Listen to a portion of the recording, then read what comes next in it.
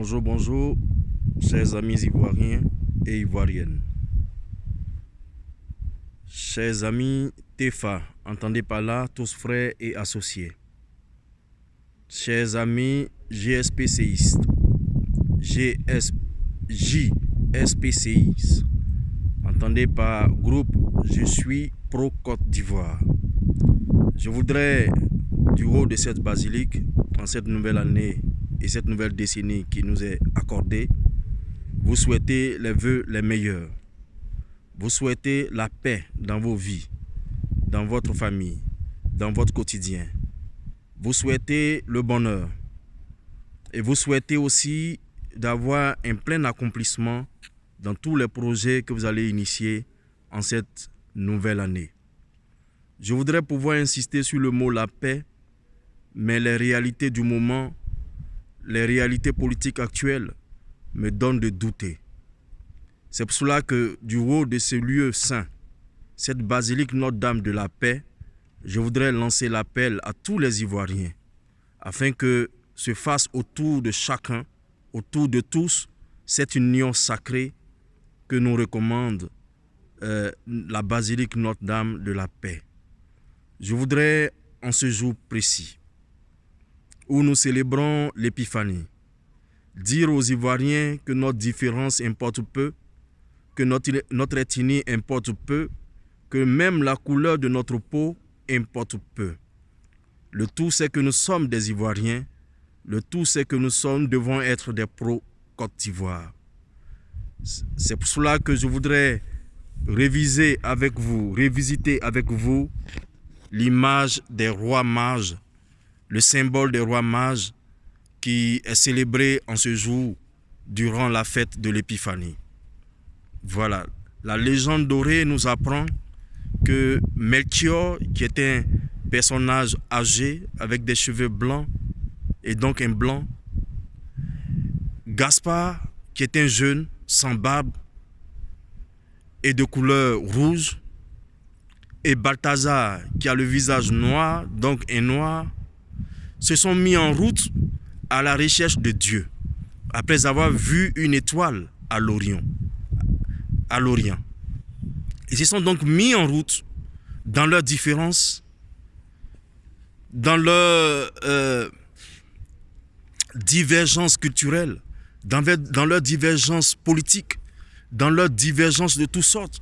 Ils se sont mis en route ensemble, en union, tout en restant différents. Et si nous devons fouiller encore plus, marcher ensemble suppose discussion. Marcher ensemble suppose échange d'idées. Et certainement qu'au cours de la route, ces trois rois mages ont eu à échanger. Le noir a dû expliquer ce qu'il connaît, ce qu'il sait, sa culture, sa vie spirituelle et tout. L'homme rouge, l'asiatique également, a dû exposer sa part, tout comme l'Européen et l'Américain qui a dû exposer sa part. Mais ces différences au plan politique, ces différences au plan de la race, ces différences au plan de l'ethnie, ces différences au plan de la culture, de la perception et de la vie politique ne les ont pas empêchés à faire chemin ensemble, à faire route ensemble et à aller rechercher le Dieu suprême. Voilà, je voudrais appeler les Ivoiriens en leur disant ceci. Nos différences constituent une grande richesse pour nous. Nos différences doivent pouvoir nous permettre de féconder notre patrie, de féconder notre nation et d'en faire une nation plurielle, une nation d'abondance, une nation de prospérité. Je voudrais donc appeler les uns et les autres et attirer nos attentions pour dire qu'avant d'être politiciens, nous sommes Ivoiriens d'abord. Avant d'être ce que nous sommes au plan politique aujourd'hui, nous sommes d'abord et avant tout frères et Ivoiriens. Alors, ne laissons pas la politique nous diviser. Ne laissons pas nos divergences de vue, nos divergences culturelles, nos divergences politiques prendre le pas sur nos destins, prendre le pas sur l'avenir de notre nation, prendre le pas sur l'avenir de la Côte d'Ivoire. C'est pour cela que je voudrais appeler les uns et les autres à se mobiliser afin que nous puissions réaliser ce qu'on a appelé la tournée du Je suis pro-Côte d'Ivoire. Voilà, la tournée de Je suis pro-Côte d'Ivoire. J'appelle donc tous les amis de paix. J'appelle donc toute la jeunesse ivoirienne. J'appelle donc tous les amoureux de la paix à s'unir avec nous afin que dès le 15 de ce mois, le 15 du mois de janvier, nous puissions lancer une tournée pour la paix et la réconciliation en vue d'atteindre le développement que nous souhaitons. Je voudrais, avant de terminer, parler de l'économie. Vous le savez, je n'ai de politique que l'économie. Je n'ai d'action que de favoriser une économie abondante en Côte d'Ivoire et de créer ce qu'on a appelé la démocratisation de la prospérité pour tous. Voilà ce qui a constitué mon combat depuis toujours. En 2020, je voudrais redoubler d'efforts, mais compter aussi sur votre appui, car les enjeux à venir au plan économique seront rudes, seront difficiles, mais nous devons quand même mener ce combat-là. Le combat de l'APE, l'accord de partenariat économique intérimaire que notre pays, la Côte d'Ivoire, a ratifié est rentré en action dès le mois de décembre 2019. Alors, chers frères, chères sœurs, cet accord constitue à la fois un danger pour les entrepreneurs locaux, mais constitue aussi une opportunité. Je voudrais retenir ici la partie opportunité pour dire aux Ivoiriens que la possibilité nous est donnée aujourd'hui de vendre sur le marché européen sans droit de douane. Mais qu'allons-nous vendre? Là se trouve la question.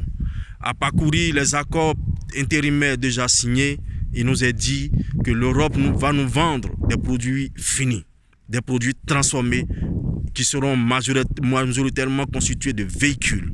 Au total, 1155 articles, 1155 produits européens seront déversés sur le marché ivoirien sans droit de douane. Alors que faisons-nous? En retour, qu'allons-nous vendre? Je lis dans ces textes que les Ivoiriens vont vendre le cacao à l'état brut. Je lis dans ce texte que les Ivoiriens vont vendre notre banane douce, notre ananas.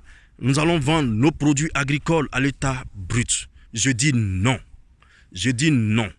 Je dis non à cette nouvelle phase de paupérisation de la population ivoirienne. Je dis non à ce suicide économique.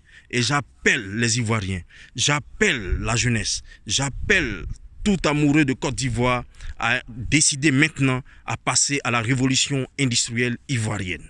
J'appelle tous les fils et filles de Côte d'Ivoire, les sachants comme les non-sachants, tous ceux qui aiment ce pays, ivoiriens ou non-ivoiriens, mais ayant choisi la patrie de Côte d'Ivoire comme sa propre patrie, je nous appelle, nous tous, à nous lever pour bâtir ici et maintenant des usines et conduire nos dirigeants à prendre une politique d'industrialisation favorable et créer une atmosphère propice aux affaires nationales.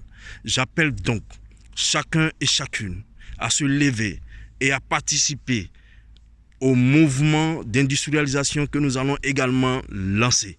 Car si nous continuons de vendre nos matières premières à l'état brut, sachant que c'est celui qui vient acheter qui fixera le prix, nous serons 2 fois plus pauvres que nous le sommes aujourd'hui. Et la Côte d'Ivoire sera complètement détruite. J'appelle donc les uns et les autres à faire cette union sacrée autour du projet, autour de la vision que nous avons baptisée Vision nationale commune, prônée par notre organisation TEFA, tous frères et associés. Cette vision-là recommande donc que nous puissions passer maintenant même à la transformation locale de toutes nos matières premières, sans oublier les vivriers. Que nous puissions adopter la détaxe comme système fiscal simplifié afin de pouvoir attirer et mobiliser l'épargne nationale, l'épargne étrangère. Nous appelons donc également à passer à la déréglementation des procédures administratives afin de faciliter aux entrepreneurs ivoiriens l'installation de leurs usines et de leurs affaires. J'appelle tout Ivoirien à se mobiliser en vue de ce combat qui est le seul et l'unique combat que nous devons mener. Sachez-le, nous avons toujours laissé entre les mains du politique qui nous a conduits forcément là où nous n'avons pas envie d'aller. Le tout en Côte d'Ivoire ne se résume pas à des élections pour que l'autre vienne s'asseoir ou que celui-là se maintienne.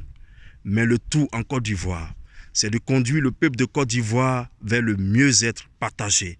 C'est de conduire le peuple de Côte d'Ivoire vers la richesse partagée. Le tout, c'est de créer des conditions pour que les Ivoiriens deviennent des hommes et des femmes prospères, des hommes et des femmes heureux, et voient leur progéniture grandir et devenir l'avenir promis à l'humanité. Voilà, pour ce combat-là, point n'est besoin de rentrer dans la politique ou de faire ce que la politique te demande. Mais le tout, c'est de savoir ce que toi tu veux et de choisir la route qui convient. Je t'engage donc à choisir la bonne voie, celle qui va consister à prôner la paix, mais en même temps prôner le développement par la transformation économique de notre nation. Merci et que Dieu bénisse tous ceux qui viennent écouter ce message et qui vont le partager. Que Dieu bénisse les Ivoiriens, que Dieu bénisse la Côte d'Ivoire et que Dieu fasse qu'en cette année 2020, au lieu de la peur, nous ayons l'assurance. Au lieu de la crise, nous ayons l'opportunité. Au lieu de la guerre, que nous puissions célébrer l'abondance et le développement économique. Merci à tous et rendez-vous le 15 pour lancer l'opération pour la paix et lancer l'opération aussi pour l'industrialisation. Merci.